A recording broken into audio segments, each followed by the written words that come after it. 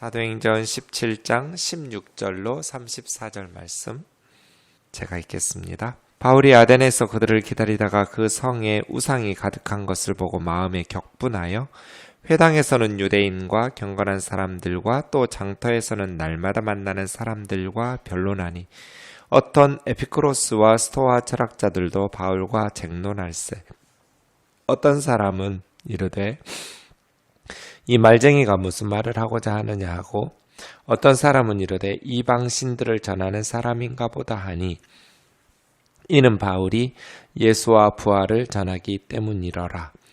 그를 붙들어 아레오바고에 가며 말하기를 네가 말하는 이 새로운 가르침이 무엇인지 우리가 알 수 있겠느냐? 내가 어떤 이상한 것을 우리 귀에 들려주니 그 무슨 뜻인지 알고자 하노라 하니 모든 아덴 사람과 거기서 나그네 된 외국인들이 가장 새로운 것을 말하고 듣는 것 외에는 달리 시간을 쓰지 않음이더라. 바울이 아레오바고 가운데 서서 말하되 아덴 사람들아 너희를 보니 범사에 종교심이 많도다. 내가 두루 다니며 너희가 위하는 것들을 보다가 알지 못하는 신에게라고 새긴 단도 보았으니 그런즉 너희가 알지 못하고 위하는 그것을 내가 너희에게 알게 하리라. 우주와 그 가운데 있는 만물을 지으신 하나님께서는 천지의 주제시니 손으로 지은 전에 계시지 아니하시고 또 무엇이 부족한 것처럼 사람의 손으로 섬김을 받으시는 것이 아니니 이는 만민에게 생명과 호흡과 만물을 친히 주시는 이심이라.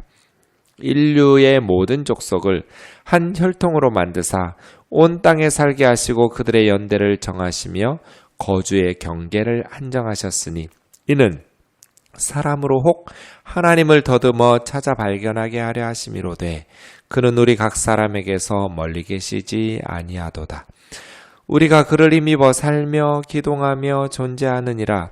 너희 시인 중 어떤 사람들의 말과 같이 우리가 그 소생이라 하니 이와 같이 하나님의 소생이 되었은즉 하나님을 금이나 은이나 돌에나 사람의 기술과 고안으로 새긴 것들과 같이 여길 것이 아니니라.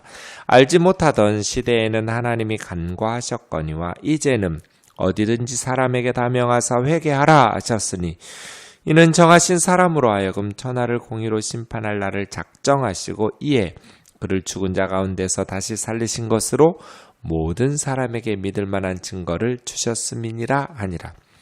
그들이 죽은 자의 부활을 듣고 어떤 사람은 조롱도 하고 어떤 사람은 이 일에 대하여 내 말을 다시 듣겠다 하니 이에 바울이 그들 가운데에서 떠나매 몇 사람이 그를 가까이하여 믿으니 그 중에는 아레오바고 관리 디오누시오와 다말이라는 하는 여자와 또 다른 사람들도 있었더라.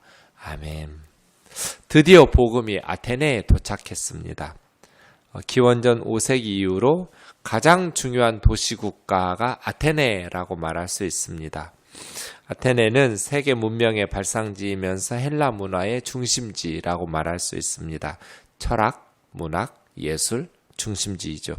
로마 제국의 지적인 중심지라고 말할 수 있습니다. 소크라테스, 아리스토텔레스, 플라톤 이러한 풍부한 철학적 스승들로부터 물려받은 지식을 소유하고 있었던 도시가 아테네지요. 아테네. 드디어 바울이 아테네, 세계 문명, 학문, 철학의 중심지에 홀로 서 있습니다. 바울이 아테네에서 그들이 이제 실라와 디모데죠. 기다리다가 그 아테네에 우상이 가득한 것을 보았어요. 그러니까 우리가 무엇을 보느냐 하는 게 중요한 것 같아요. 바울은 무엇을 보았어요? 아테네의 그 위대한 문화, 문명의 발상, 기술 이걸 보지 않았어요. 파르테논 신전이라든지 이러한 것들을 보지 않았어요. 박물관이나 미술관 보지 않았어요. 와, 대단한데? 그러지 않았어요. 바울이 본 건 뭐예요? 아테네의 문화와 예술적인 그런 어떤 매력적인 그러한 모습을 본 것이 아니라 영적인 타락과 도덕적 부패를 봤어요. 우상이 가득한 거 봤어요. 그러니까 우리가 무엇을 보느냐, 이게 굉장히 중요한 것 같아요. 네. 와, 대단하다. 세상 사람들이 이루어 놓은 그러한 기술 문명의 결정체를 보는 것이 아니라 그 사람이나 그 지역의 영적 상태를 보는 관심이죠, 관심. 네. 저 이게 직업병 같기도 한데요. 어디를 가든지 저는 교회가 보여요. 그래서 거기 교회에 있었잖아 그러면 어디 있었냐고 그렇게 말해요. 같이 갔던 사람들이. 거기 어디에 교회에 있었다고. 그래서 목사님 왜 교회만 보이냐고, 목사님이라 그런가 보다고. 그래서 일부러 그런 것도 아닌데 교회가 보인다고. 그리고 기도하게 된다고. 바울은 그 성에 우상으로 가득한 것을 봤어요. 그냥 우상으로 덮여 씌워져 있었어요. 가득한, 가테이도론이라는 말은 그냥 덮였다는 거예요. 밑에 깔려 있다는 거예요. 우상으로 깔려 있는 도시일 뿐이었어요. 아테네는. 우상에 잠긴 도시. 그래서요, 마음에 격분하여, 격분에 따른 분통을 터뜨린 거예요. 네. 너무나 거룩한 분노죠. 하나님께서 만드셨는데 하나님께 돌려야 될 영광과 찬송을 우상들에게 드리고 있으니 말이에요. 공부나 못했어요? 세계에서 가장 똑똑한 사람들이라고 자부하는 아테네 시민들이 우상 밑에 깔려 있는 거예요. 그러니 얼마나 더 안타까워요. 이 세상이 이와 같죠. 네. 회당에서는 그래서요, 격분에서 어땠다는 거예요? 회당에서 유대인과 경건한 사람들, 회당에는 안식일 예배드리니까 유대인들이 있죠. 아테네 회당에서는 유대인들, 또 회당 예배드리는 경건한 이방인들, 장터에서는 날마다 만나는 사람들과 변론하니, 네, 그냥 분노하고 끝나지 않았어요. 체념하고 포기하지도 않았어요. 적극적으로 복음을 변론했어요. 적극적으로 예수 그리스도의 복음을 전도하고 선포한 거죠. 그랬더니 어떤 에피쿠로스와 스토아 철학자, 그리스 철학의 핵심은요, 영육이원론이에요. 영적인 것은 이 성경적으로 영적이라는 의미하고 좀 달라요. 성경에서 영적이라는 것은 하나님께서 기뻐하시는 그런 뜻이에요. 그러니까 그리스 철학, 헬라 철학은 성경적 사상이 아니에요. 구분하셔야 돼요. 한국 교회에 성경적 이원론은 시간적 이원론이거든요. 지금 이 세상과 오는 세상, 내세. 이 세상과 오는 세상, 이런 이원론인데, 그리스 헬라 철학의 이원론은 공간적 이원론이에요. 공간적으로. 근데 한국 교회 기독교가 공간적 이원론, 그리스 헬라 철학의 이원론적 영적 개념을 가지고 있어요. 비성경적인 거예요. 이데아, 눈에 보이지 않는 저 영의 세계가 생명의 세계고 영원한 세계예요. 영이 좋은 거예요. 빛의 세계고, 그 이데아의 세계 말이에요. 지금 우리 눈에 보이는 육적인 실체는 사실은 존재하지 않는 가짜 허구예요.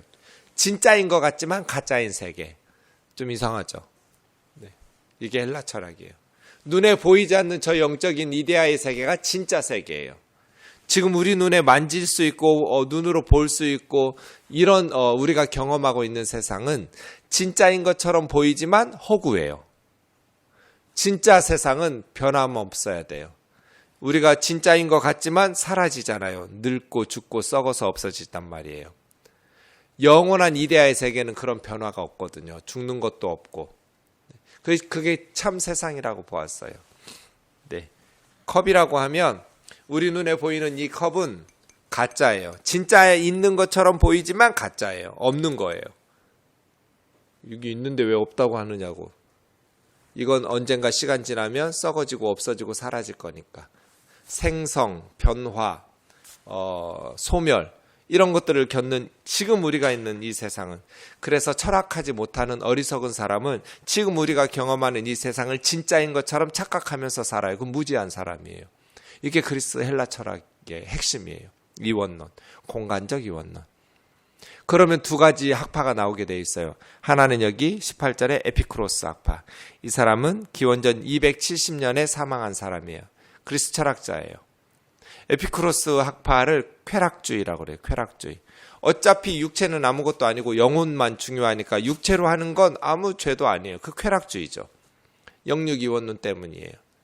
그 다음 스토아학파. 이 스토아학파는 기원전 265년에 사망한 제논이라는 사람이 창설한 학파예요. 이게 금욕주의예요.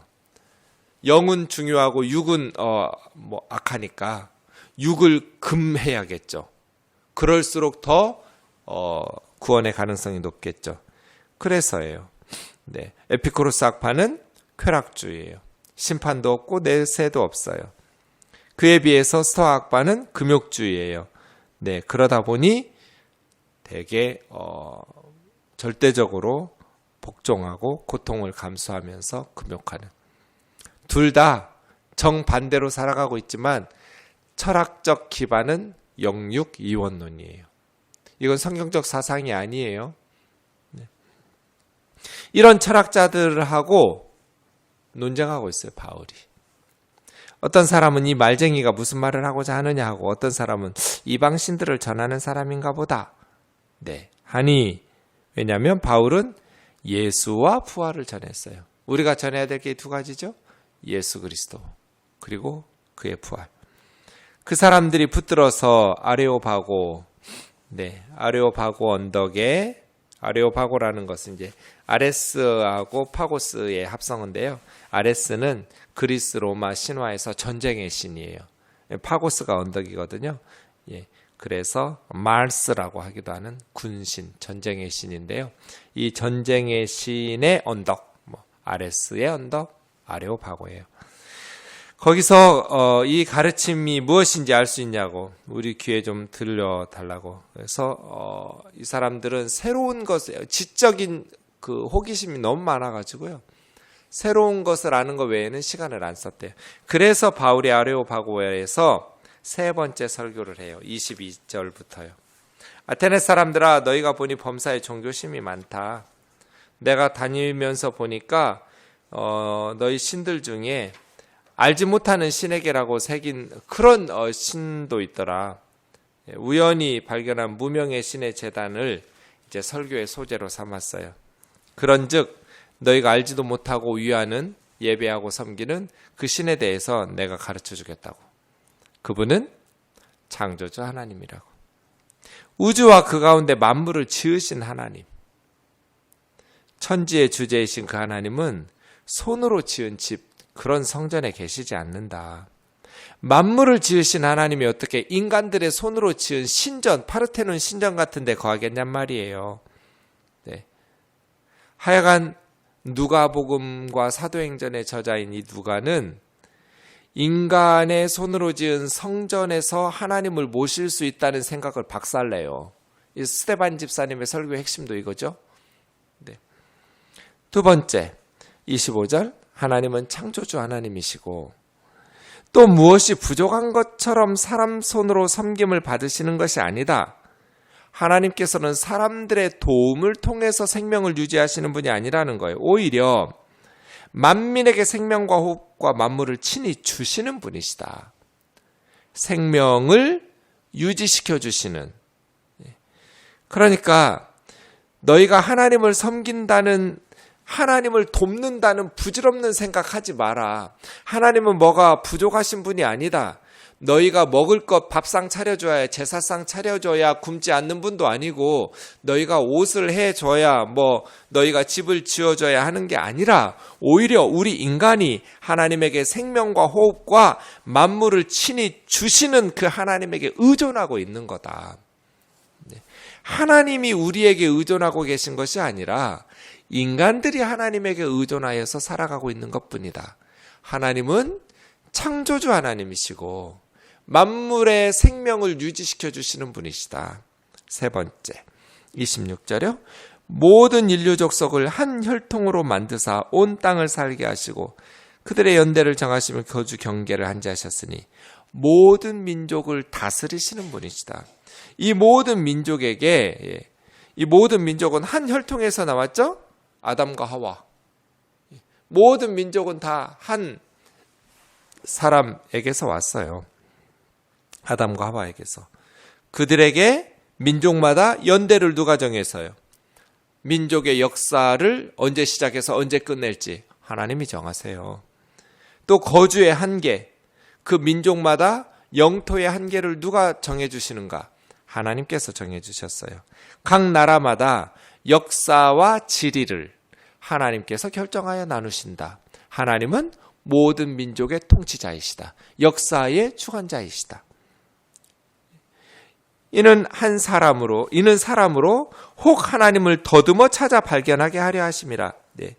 그러니까 하나님을 더듬어 찾기만 하면 발견할 수 있다는 거예요. 왜요? 그 하나님은 우리 각 사람에게서 멀리 계시지 않으니까.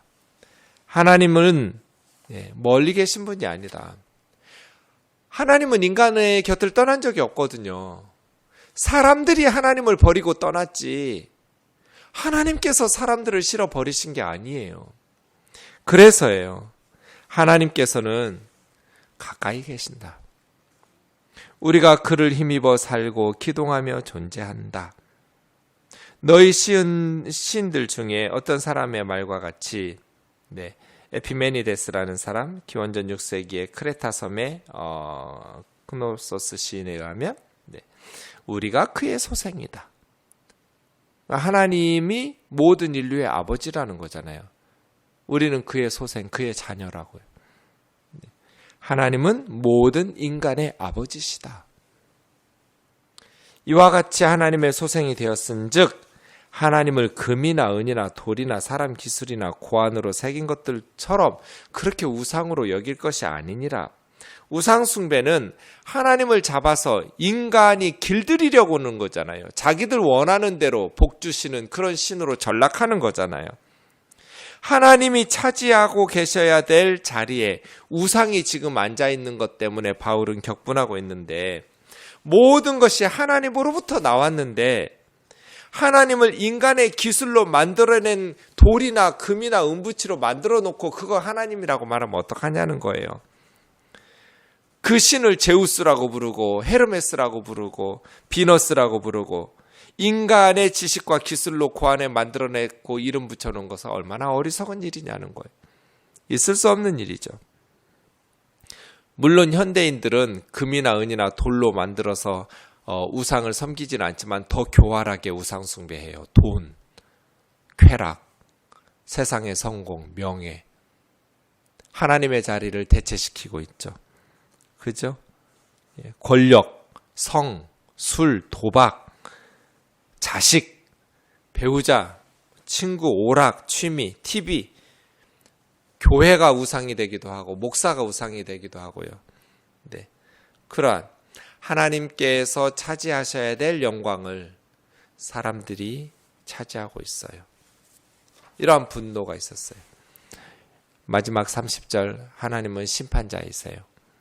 알지 못하던 시대에는 간과하셨지만 벌하지 않고 남겨두셨지만 이제는 어디든지 사람에게 다 명예하여 회개하라 하셨다.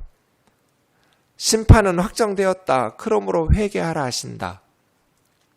정하신 사람으로 하여금 천하를 누구도 피할 수 없어요. 천하의 모든 인간이 다 공의로운 심판날이 작정되었어요. 죽은 자 가운데 살리신 예수 그리스도, 부활을 통해서 그리스도가 옳다라는 것을 입증하셨는데 모든 사람에게 믿을 만한 확실한 증거들을 주셨어요. 예수 믿을 수 있는 확실한 증거요. 부활은 모든 사람에게 믿을 만한 증거를 주신, 무덤이 비었어요. 예수님의 시체를 찾지 못했어요. 제자들이 변화되었어요. 두려워서 숨어있던 예수님의 제자들이 부활하신 주님 보고 변화되었어요. 기독교가 출현하였고 구약 성경이 예언이 성취되었고 수많은 증거들이요. 그래서 예수님을 믿는 건 모든 사람에게 믿을 만한 증거를 주셨기 때문에 믿는 거예요. 구름같이 허다한 증인들이 있어요. 더듬어 찾기만 하면 되는데 사람들의 관심이 하나님에게 있지 않아요. 그래서 만나지 못하고 부활하신 주님을 믿지 못하는 거예요. 네. 요즘 우리 집사님이 예수 믿는 와이프를 만났어요. 여자친구죠. 교회 안 다녔었는데. 그래서 예수님 믿어야 결혼해준다고 그래서 믿겠다고 약속하고 그냥 교회 다녔어요. 믿음 없었지요. 가정의 평화를 위해서 교회 다녔어요. 이상한 일이 생겼어요. 성경이 궁금해지기 시작했어요. 그래서 목사님의 설교를 듣고 또 듣고 성경을 읽고 또 읽고 또 읽고 어떻게 됐겠어요? 믿음이 점점 자라나죠. 내가 이런 사람이 아닌데, 내가 이런 사람이 아니긴 뭐가 아니에요. 모든 사람이 예수님 믿는 것이 그 사실이니까요. 모든 사람에게 믿을 만한 증거를 주셨다. 이게 바울의 주장이에요.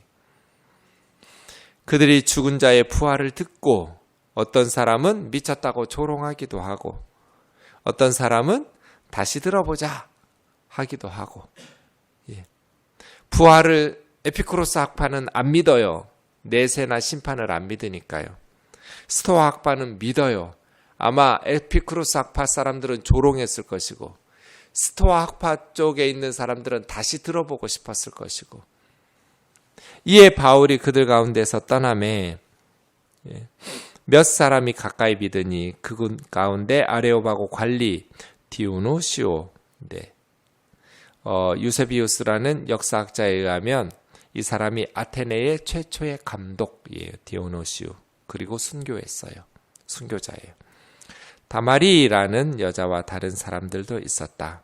네, 어떤 반응과 결과가 있든지 십자가와 부활의 복음을 증거하면서 전파하는 것이 성도의 사명이에요. 교회 사명이죠. 우리가 전하는 복음은 사람을 변화시키고 그 사회를 변화시키고 문화를 변화시키는 가장 위대한 힘이에요. 이 아레오바고의 설교, 지식인들이 똑똑한 것 같지만 완전히 우상 밑에 종노릇하고 있는, 영적인 일에 있어서는 명문대학 나온 것이 아무짝에 쓸모없어요. 이것이 저의 결론이에요. 세상적으로는 참 탁월해요. 지적으로, 학문적으로 너무 훌륭해요. 인정. 그러나 영적인 면에 있어서는 그렇게 무지하고 어리석고 무능할 수가 없어요. 그래서예요. 아테네 사람들, 지적으로는 그렇게 탁월하고 논리적이라고 말할 수 있지만 영적으로는 너무너무 어리석은 우상의 노예로 살고 있는, 그들에게 예수 그리스도의 복음을 증거하고 있는 바울의 말씀들을 볼 수 있습니다. 그렇게 복음이 온 땅을 향해서 전파되고 있습니다. 명절의 연휴가 시작되는 첫날 예수 그리스도의 복음이 우리 발걸음 닿는 곳마다 전파될 수 있기를 주의 이름으로 축원합니다. 기도하겠습니다. 사랑하는 하나님 아버지, 감사합니다. 이 땅에 많은 사람들이 지식과 과학과 기술의 문명의 발전을 자랑하지만 아레오바고에 선 바울의 심정처럼 우상으로 가득한 것을 보면서 영적인 타락과 윤리적 타락, 탄식하면서 그 영혼들과 변론하며 예수 그리스도의 복음을 전할 수 있는 저희들이 되게 하여 주옵소서. 모든 사람들에게 믿을 수 있는 확실한 증거로서 예수 그리스도의 부활의 복음, 예수 그리스도의 구원의 복음을 전파하는 저희들 되게 하여 주옵소서. 예수님의 이름으로 기도하옵나이다. 아멘.